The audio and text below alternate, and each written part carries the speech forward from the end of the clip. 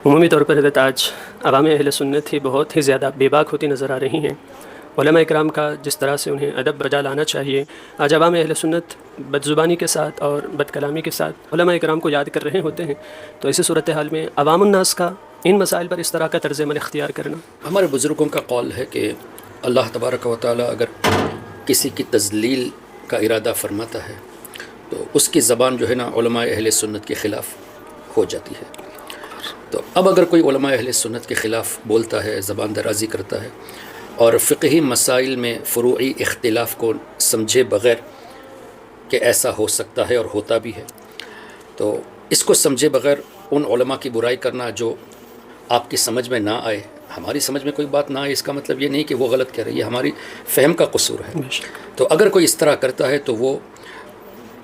حقیقت سے واقف نہیں اور وہ علماء کی برائی کر کے اپنی عاقبت کو برباد کرنے کی کوشش میں ہے۔ تو ہمیں یہ چاہیے کہ ہم ایسے معاملات میں نہ پڑے، بلکہ علماء اہل سنت جو عقائد میں ایک ہے اور فروعی مسائل میں اختلاف ہیں، تو اختلاف امتی رحمت کے سبب کہ اس امت کے اختلاف یہ رحمت ہے، اس کو اس کے تحت لے کر یعنی پازیٹیوٹی کریٹ کر کے، اگر ہمیں پازیٹیوٹی نظر نہ بھی آئے تو بڑے بڑے علماء سے اس کے تعلق سے معلوم کر کے پازیٹیوٹی کو پھیلانے کی کوشش کی جائے اور نگیٹیوٹی سے دور رہنے کی کوشش کی جائے۔ اس میں اس طرح نہ کرنے سے کیا ہوتا ہے کہ بدگمانیاں بڑھتی ہیں۔ ظاہر ہے ہم اگر کسی سے کہہ دیں گے کہ فلاں عالم نے فلاں مسئلے میں اختلاف کر دیا اور ان کے خلاف اگر ہم باتیں کرنے لگیں گے تو جو اس عالم سے واقف نہیں ہے وہ بدظن ہو جائے گا۔ اور قرآن کریم کی روشنی میں اجتنبوا کثیرا من الظن، تو ہم جو ہے نا بدگمانی کو پھیلا رہے ہیں، تو قرآن کے بھی خلاف عمل ہوا۔ پھر سیدی اعلیٰ حضرت امام احمد رضا رحمۃ اللہ علیہ نے فتاوی رضویہ شریف میں تحریر فرمایا ہے، جس کا مفہوم یہ ہے، غالباً 29ویں جلد میں جو نئی ایڈیشن ہے، فرماتے ہیں کہ فاسق کی برائی سے کب تک رکے رہو گے، اور وہاں فاسق سے مراد لیا ہے بد مذہب کو، اور اہل سنت کے علماء جن کی تقریر اور تحریر سے سنیت کا فائدہ ہو رہا ہے، ان سے اگر غلطی بھی سرزد ہو جائے تو اخفا واجب ہے۔ اللہ اکبر، یعنی ان کی اس غلطی کو چھپانا اعلیٰ حضرت نے واجب لکھا ہے کہ اخفا واجب ہے۔ کیوں؟ اگر ہم غلطی کو عام کر دیں گے تو ہوگا کیا؟ جو عوام ان کی تحریر اور تقریر سے عقائد پر فائدہ اٹھاتی تھی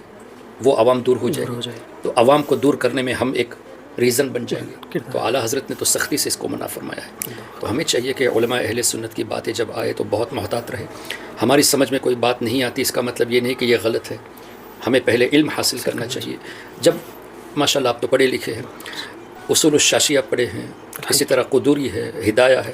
اس میں ائمہ کرام کے ایسے ایسے اختلافات کو بیان کیا گیا ہے، تو اس کو لے کر کے ہم یہ کہیں گے کہ فلاں امام نے غلطی کی، فلاں امام نے غلطی کی، نہیں، سب نے قرآن اور احادیث کی روشنی میں مسائل کا استنباط فرمایا ہے۔ اور جزئیات، فقہ میں جو جزئیات موجود ہوتے ہیں اس کو لے کر آج کے علماء اپنی اوپینینس ظاہر کرتے ہیں، تو ہمیں ہر کسی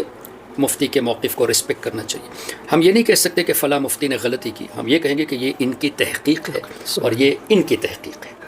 الحمدللہ، اللہ پاک علماء کرام کا حقیقی معنوں میں ہم کو ادب کرنے والا بنا دے، آمین۔